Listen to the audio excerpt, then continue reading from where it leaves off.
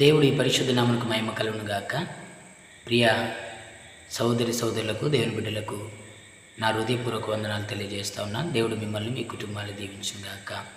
ప్రేమైన దేవులారా, మరి మరొకసారి ఈ విధముగా దేవుని యొక్క మాటలు మీ మధ్యలో పంచుకోవడానికి దేవుడు నాకు ఇచ్చినటువంటి ఈ అమూల్యమైనటువంటి సమయాన్ని బట్టి దేవుడికి వందనాలు, మహిమ కలుగును గాక. ప్రేమైన దేవులారా, మరి సమయంలో దేవుని యొక్క వాక్యంలోనికి వెళ్ళే ముందు చిన్న మాట ప్రార్థన చేసుకొని దేవుని యొక్క వాక్యాన్ని ధ్యానం చేసుకుందాం. పరిశుద్ధులైన తండ్రి, సకల ఆశీర్వాదములు కారణముతుడా, నిన్న నేడు రేపు నిరంతరం ఏకరీతిగా మా ప్రియమైన యేసయ్య, మరి సమయంలో బిడ్డలతోనూ నాతోనూ మా అందరితో మీరు మాట్లాడండి. మీరు మాట్లాడుతుండగా వినగల చెవులు, గ్రహించగల మనసు, భద్రపరుచుకున్న హృదయం మాకందరికీ మీరు దయచేయమని అడుగుచు.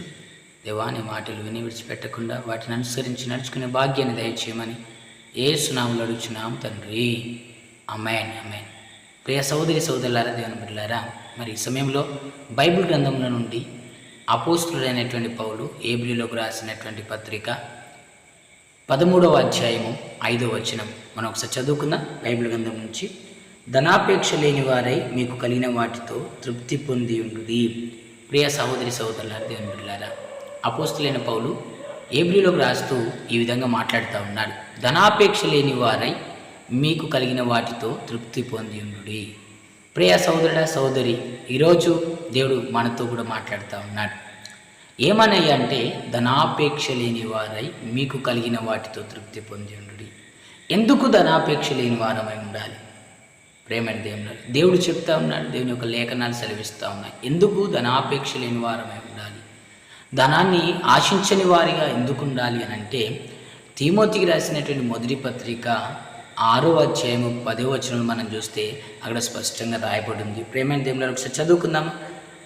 తిమోతికి రాసినటువంటి మొదటి పత్రిక 6వ అధ్యాయం 10వ వచనం, ఎందుకనగా ధనాపేక్ష సమస్తమైన కీడులకు మూలం. కొందరు దానిని ఆశించి విశ్వాసం నుండి తొలగిపోయి నానా బాధలతో తమ్మును తామే పొడుచుకొనిరి. ప్రేమైన దేవులారా, చూసారా? ఎందుకనగా ధనాపేక్ష సమస్తమైన కీడులకు మూలము. కొందరు దానిని ఆశించి విశ్వాసం నుండి తొలగిపోయి నానా బాధలతో తమ్మును తామే పొడుచుకున్నారు. ప్రియ సహోదరి దేవుని బిడ్డలారా, ఎందుకు హెబ్రీయులకు అపోస్తులైన పౌలు రాస్తూ మాట్లాడాడు, మనకు కూడా రాస్తూ ఎందుకు అక్కడ ధనాపేక్ష లేని వారై ఉన్న వాటితో, కలిగిన వాటితో తృప్తి పొంది ఉండుడి అని చెప్తా ఉన్నాడంటే, ధనాపేక్ష సమస్తమైన కీడులకు మూలము. ఇంత మునుపు కొందరు దానిని ఆశించి విశ్వాసం నుండి తొలగిపోయి నానా బాధలతో తమ్మును తామే పొడుచుకున్నారు. ప్రియ సహోదరుడా, సహోదరి, దేవుని బిడ్డలారా, ధనము పైన ఆపేక్ష, ధనము పైనటువంటి ఆశ చాలా భయంకరమైంది. ధనాపేక్ష ఉండకూడదు. ప్రియ సహోదరుడా, సహోదరి, దేవుని బిడ్డలారా, ధనాపేక్ష, ధనము పైనటువంటి ఆశ, ధనము పైనటువంటి దురాశ నిజంగా ప్రేమైన దేవులారా, ధనాపేక్ష మనకు దేవుడిపైన ఉన్నటువంటి నమ్మకాన్ని పోగొడుతుంది. ధనాపేక్ష మనకు మనము దేవుడిపైన ఆధారపడుతున్నటువంటి ఆధారాన్ని తీసేస్తుంది. ప్రేమైన దేవులారా, అందుకే అపోస్తులైన పౌలు చాలా చక్కగా వివరిస్తూ ఉన్నాడు, చాలా చక్కగా మాట్లాడుతూ ఉన్నాడు. ధనాపేక్ష లేని వారై ఉన్న వాటితో తృప్తి పొంది ఉండుడి అని. ధనాపేక్ష సమస్తమైన కీడులకు మూలము. ఇంతో మునుపు కొంతమంది దాన్ని ఆశించి నానా బాధలతో తమ్మును తామే పొడుచుకొని ఉన్నారు అని. నిజంగా ప్రేమైన దేవులారా, ఇంతో మునుపే కాదు, ఇప్పుడు కూడా చాలామంది ధనాన్ని ఆశించి తమ్మును తామే పొడుచుకుంటున్నారు. ధనము పైన ఆశ కలిగి తమ్మును తామే చంపుకుంటూ ఉన్నారు. అన్నని తమ్ముడు, తమ్ముని అన్న, సహోదరి సహోదరుడు, సహోదరిని సహోదరి. ప్రేమైన దేవులారా, ఇలా నానా సమస్యలు, నానా బాధలు, రకరకాల ఇబ్బందుల్లో కూరుకుపోతూ ఉన్నారు.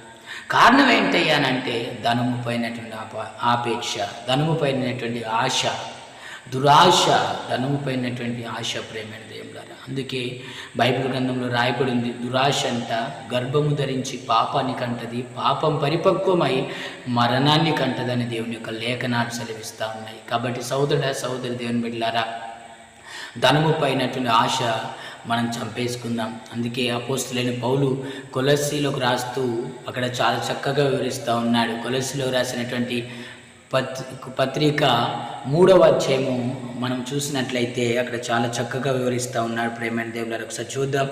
అపోస్తులైనటువంటి పౌలు కొలస్సీలో రాసినటువంటి పత్రిక అక్కడ మనం చూస్తే ప్రేమైన దేవుని 3వ అధ్యాయం 5వ వచనంలో, కావున భూమి మీదనున్న మీ అవయవములను అనగా చారత్వమును, అపవిత్రతను, కామతురతను, దురాశను, విగ్రహారాధనైన ధనాపేక్షను చంపివేయుడి. హల్లెలూయా. ప్రియ సహోదరుడా, సహోదరి, దేవుని బిడ్డలారా, చూసారా? దురాశ అయినటువంటి ధనాపేక్ష అయిన విగ్రహారాధనను చంపివేయుడి. కాబట్టి సహోదరుడా, సహోదరి, విగ్రహారాధన అయిన ధనాపేక్షను చంపేద్దాం, మన జీవితం నుంచి విడిచిపెట్టేద్దాం, ధనముపైనటువంటి ఆశను తొలగించుకుందాం. ఎందుకయ్యా అనంటే మన కుటుంబం బాగుండాలి, మన పిల్లలు బాగుండాలి, మనము దేవుడితో సత్య సంబంధం గలవారమై ఉండాలి. ప్రేమైన దేవులారా, ఈ లోకంలో ఉన్నదంతయు ఎప్పటికీ మనతో ఉండదు, అది స్థిరమైంది కాదు. ఈ లోకంలో ఉన్న డబ్బు కావచ్చు, ధనము కావచ్చు, ఐశ్వర్యము కావచ్చు, అది కొంత మట్టుకు మాత్రమే మనతో ఉంటుంది. కానీ మనము విశ్వసిస్తున్న దేవుడు నిత్యము మనతో ఉంటాడు. నిత్యము ప్రేమైన దేవులారా ఆయనతో మనం ఉంటాము. విశ్వాసాన్ని కాపాడుకుంటే దేవుడి దగ్గర ప్రేమైన దేవులారా ఇక్కడ ఉన్న దానికంటే అత్యధికమైనటువంటి దీవెనని పొందుకొని దేవుడి దగ్గర సుఖ సంతోషాలతో జీవించగలుగుతాం. కాబట్టి దేవుని బిడ్డలారా, విశ్వాసాన్ని పోగొట్టుకోకుండా కాపాడుకున్న వారమై ఉందాం. ధనాపేక్ష మన విశ్వాసం నుండి తొలగిపోయేటట్టు చేస్తుందండి. ఒకసారి ధనము పైనటువంటి ఆపేక్ష మనకు ఉన్నట్లయితే నిజంగా ప్రేమైన దేవులారా ఎప్పటికీ ధనము ధనము ధనము ధనము ఆ సమయంలో మనం దేవుడికి దూరం అయిపోతాం. ఎప్పుడు మనం దేవుడికి దూరం కావద్దండి.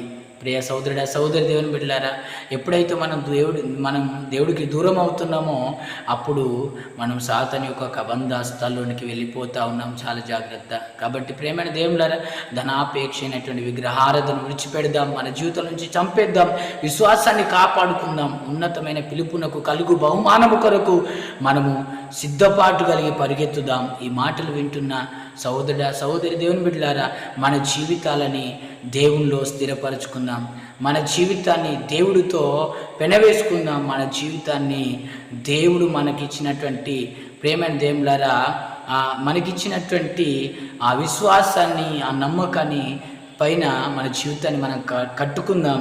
ఈ లోకాన్ని విడిచిన తర్వాత దేవుడితో ప్రేమైన దేవులారా సహవాసం కలిగి ఆ నిత్య జీవానికి వారసులం అవుదాం.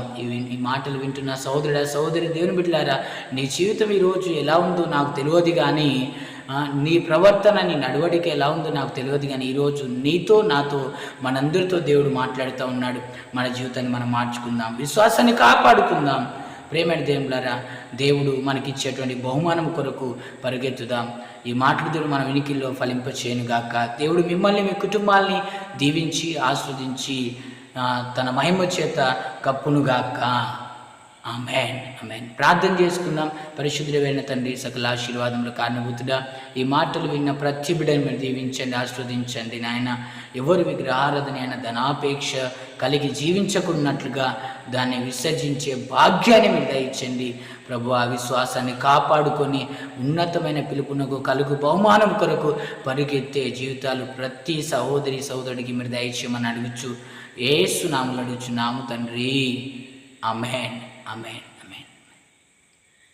God bless you. దేవుడు మిమ్మల్ని, మీ కుటుంబాన్ని దీవించి ఆశీర్వదించునుగాక. ఆమేన్.